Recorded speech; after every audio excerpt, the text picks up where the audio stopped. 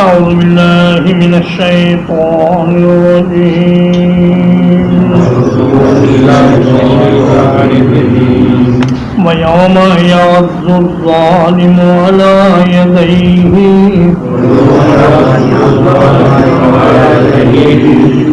اور جس دن ظالم اپنے دونوں ہاتھوں کو دانتوں سے کاٹے گا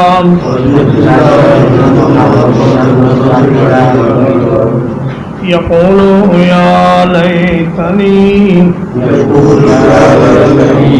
کہے گا کاش کہ میں نے اتخذت مع الرسول سبیلا رسول کے ساتھ کوئی راستہ بنا لیا ہوتا.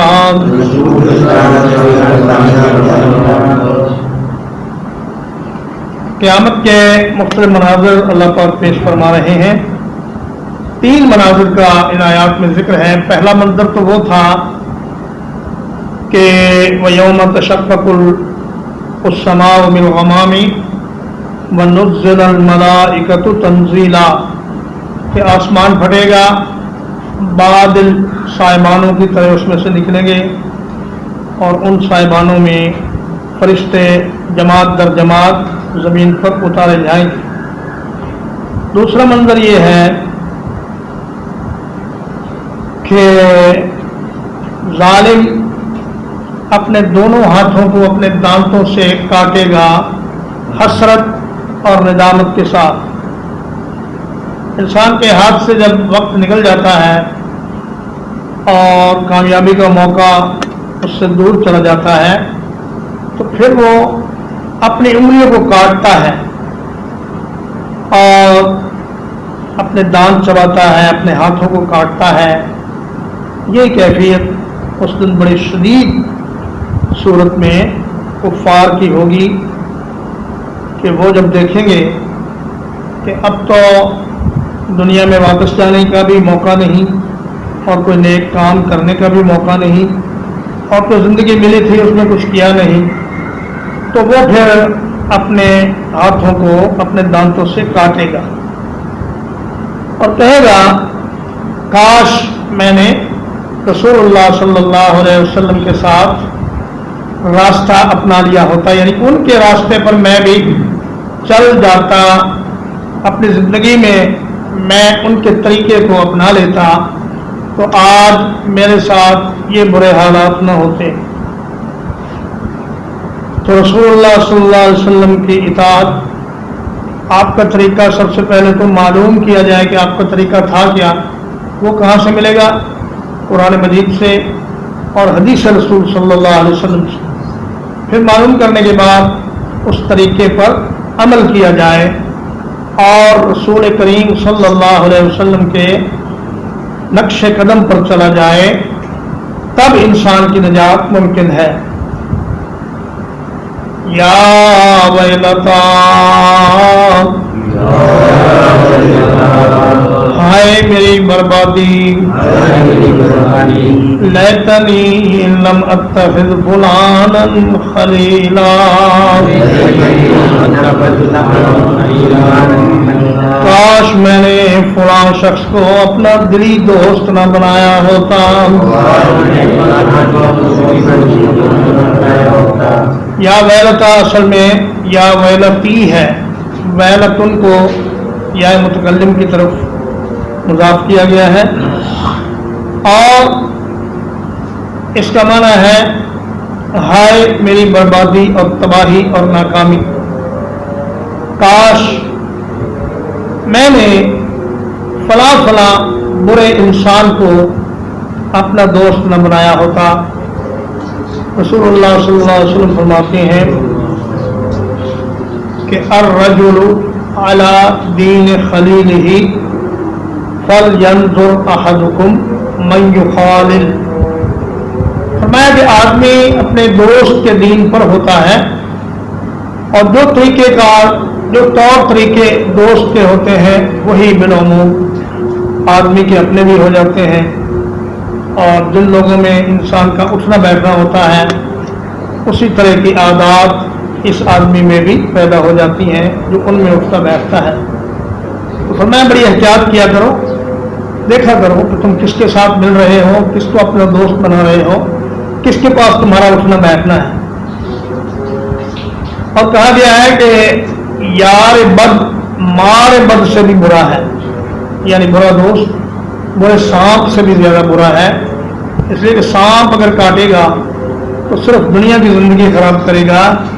لیکن اگر برا دوست ڈس لے گا تو آخرت کی زندگی تباہ ہو جائے گی اور آدمی ایمان سے محروم ہو جائے گا۔ اور نبی کریم صلی اللہ علیہ وسلم نے فرمایا مثل الجلیس الصالح والسوء کحامل المسک ونافخ الکیر، فرمایا اچھے اور برے دوست کی مثال ایسے ہے کہ جیسے ایک کستوری بیچنے والا ہو اور ایک بھٹی جھونکنے والا لوہار۔ فرمایا اچھا دوست کستوری بیچنے والے کی طرح ہے کہ آپ یا تو اس سے کچھ خرید لیں گے یا وہ آپ کو کچھ خوشبو تحفے کے طور پر دے دے گا، جیسے آج کل بھی آپ دیکھتے ہیں کہ خوشبو والے چھوٹی چھوٹی بوتلوں میں سیمپل دیتے ہیں کہ دیکھیے جناب یہ خوشبو آپ لے جائیے اور اس کو استعمال کر کے دیکھیے۔ فرمایا یا پھر آپ اس سے کچھ خرید لیں گے، اور اگر کچھ بھی نہیں تو جتنی دیر آپ خوشبو بیچنے والے کستوری بیچنے والے کے پاس بیٹھے رہیں گے اتنی دیر آپ کو بہترین عمدہ خوشبو آتی رہے گی۔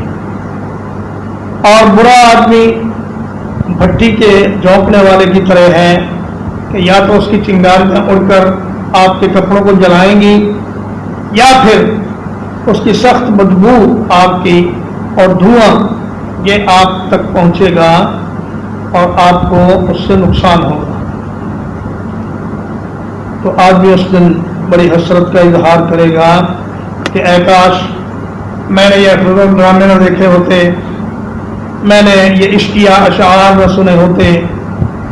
اور میں نے یہ خواتین کو ڈراموں میں اور ان کی تصویروں کو نہ دیکھا ہوتا، اور انسانوں میں سے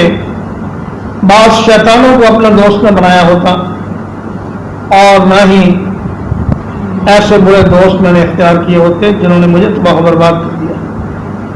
لقد اضلنی عن الذکر بعد اذ جاءنی،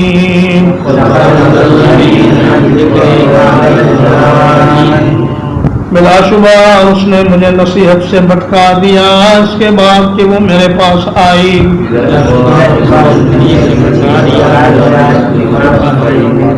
وَقَالَ الشَّيْطَانُ لِلْإِنسَانِ خَذُولًا،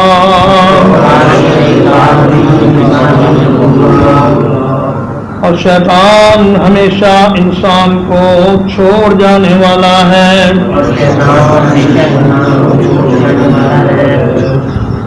وہ کہے گا مجھے اتنا اچھا موقع ملا،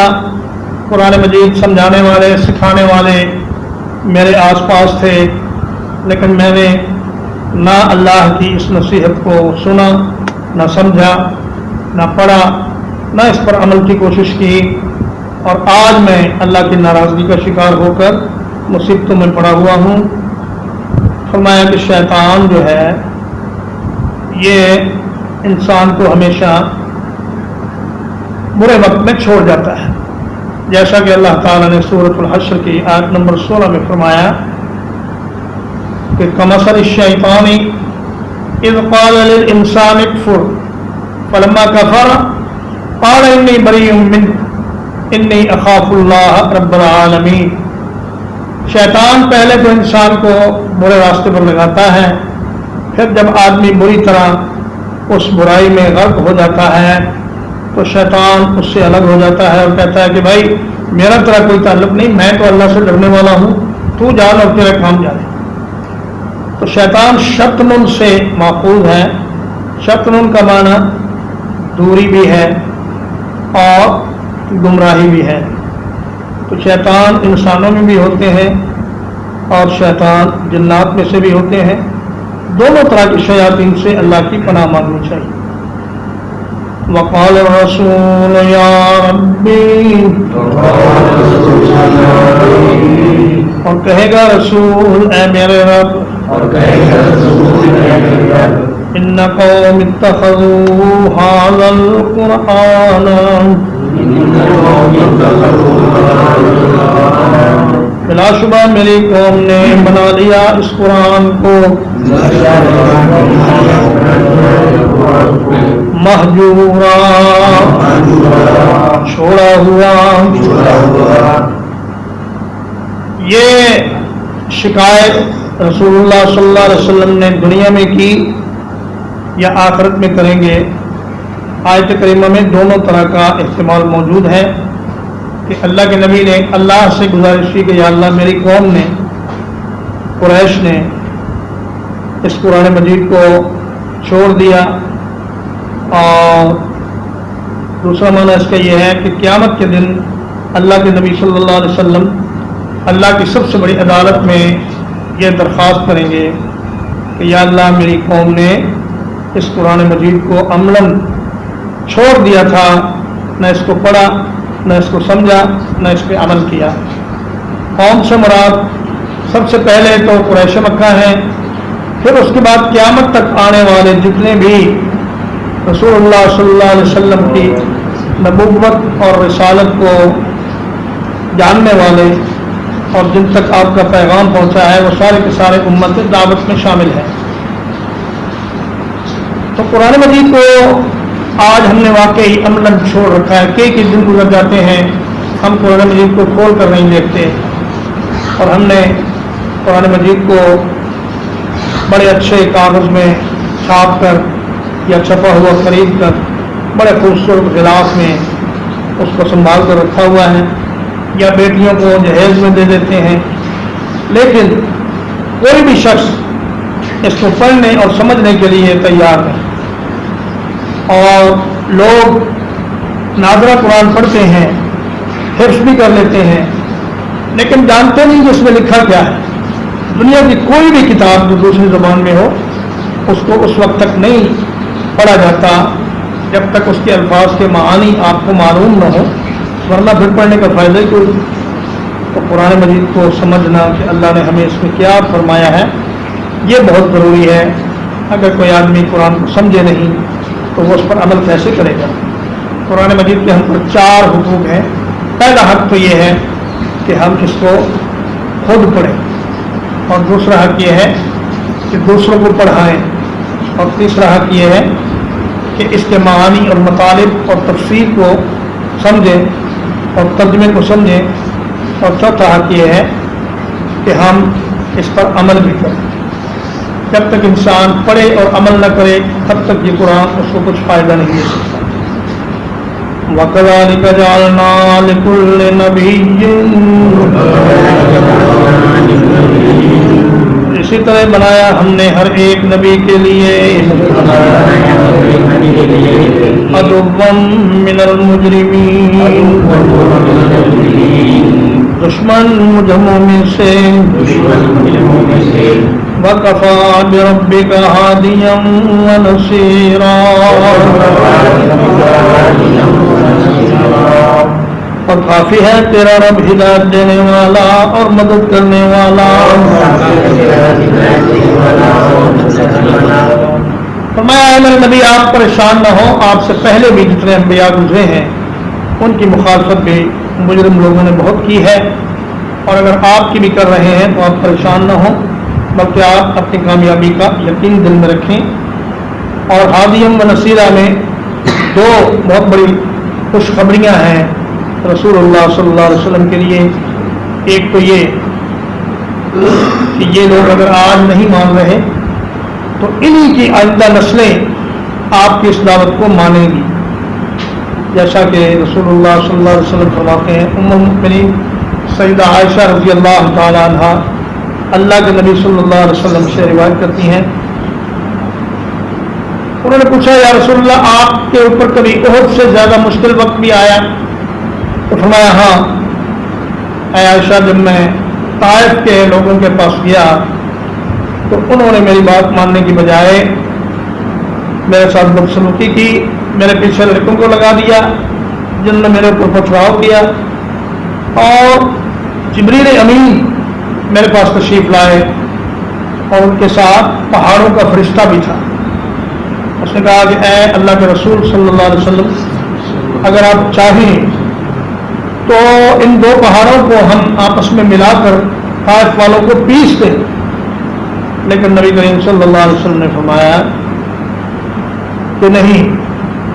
میں امید کرتا ہوں کہ اللہ تعالیٰ ان کی نسلوں سے کچھ ایسے لوگ پیدا کرے گا جو اس دین کی دعوت کو قبول کریں گے۔ چنانچہ ایسا ہی ہوا، طائف والے خود بھی مسلمان ہوئے اور ان کے آئندہ بچے اور ان کی اولادیں بھی مسلمان ہوئیں، اور فرمایا کہ اللہ ہدایت دینے والا ہے، اللہ ان کو ہدایت بھی دے دے گا، اور اللہ مدد کرنے والا ہے، اللہ آپ کو مدد بھی فراہم کر دے گا۔ ترجمہ وَيَوْمَ يَعَضُّ الظَّالِمُ عَلَىٰ يَدَيْهِ، اور جس دن ظالم اپنے دونوں ہاتھوں کو دانتوں سے کاٹے گا، یقول یا لیتنی اتخذت، کہے گا اے کاش میں نے بنا لیا ہوتا مع الرسول سبیلا، رسول صلی اللہ علیہ وسلم کے ساتھ کوئی راستہ۔ یا ویلتا، ہائے میری بدبختی، لیتنی لم اتخذ فلانا خلیلا، کاش کہ میں فلاں شخص کو اپنا دلی دوست نہ بناتا۔ لقد اضلنی عن الذکر،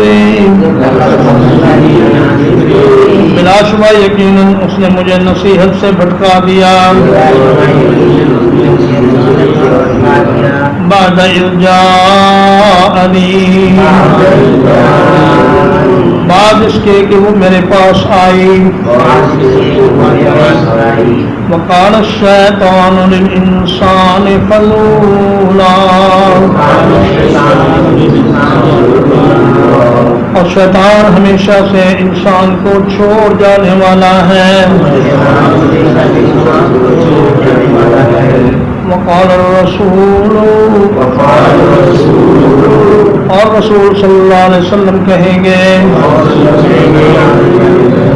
یا ربی، اے میرے پروردگار، ان قوم اتخذوا هذا القرآن، بلا شبہ میری قوم نے اس قرآن کو بنا لیا تھا مہجورا، چھوڑا ہوا، وَكَذَلِكَ جَعَلْنَا لِكُلِّ نَبِيٍّ، اور اسی طرح بنایا ہم نے ہر ایک نبی کے لیے عَدُوًّا مِّنَ الْمُجْرِمِينَ، دشمن مجرموں میں سے، وَكَفَىٰ بِرَبِّكَ هَادِيًا وَنَصِيرًا، کافی ہے تیرا رب ہدایت دینے والا اور مدد کرنے والا۔